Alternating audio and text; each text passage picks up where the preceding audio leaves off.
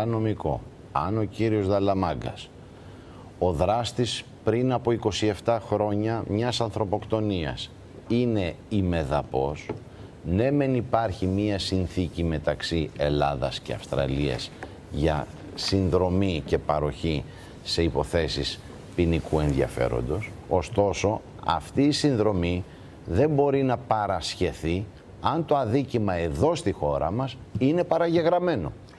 Και το ζήτημα είναι... Το αδίκημα βέβαια έχει τελεστεί στην Αυστραλία. Καμία αντίρρηση. Αλλά και για τους ελληνικούς νόμους. Αν είχε, το θέμα είναι η Ελλάδα αν πρέπει ή όχι να τον εκδώσει. Και για το ελληνικό δίκαιο αν το αδίκημα αυτό υφίσταται ή έχει εξαλειφθεί λόγω παραγραφής. Αυτό είναι ένα λεπτό ζήτημα, δεν ξέρω κατά πόσο... Αυτό δεν θα το λύσει το Συμβούλιο Εφετών, νομίζω. Θα το λύσει το Συμβούλιο Εφετών. Πάντως προκύπτει ότι δεν είχε ελληνική ηθαγένεια ο Δαλαμάγκας. Δεν είχε ταυτότητα, δεν είχε διαβατήριο, δεν είχε τίποτα. Όχι, δεν είχε κάτι. Δεν μπήκε με χαρτιά στη χώρα μας. Δεν μπήκε με χαρτιά στη χώρα.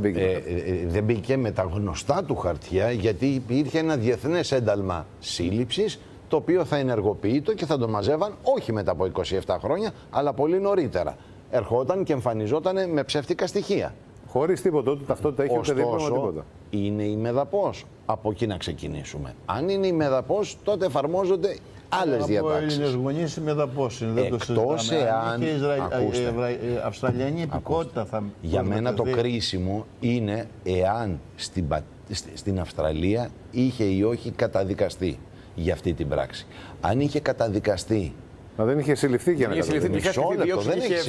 Δεν έχει σημασία. Και εδώ στην Ελλάδα... Ξέρουμε, μπορεί να δικαστεί και ερήμην. Ακούστε, αυτό, εκεί θέλω να καταλήξω. Αν έχει δικαστεί ερήμην και υπάρχει μία ποινή, όποια τέλος πάντων, αυτή η ποινή αναστέλλεται μέχρι ότου πραγματοποιηθεί η σύλληψη. Σε αυτή την περίπτωση, ναι, θα μπορούσε να εκδοθεί.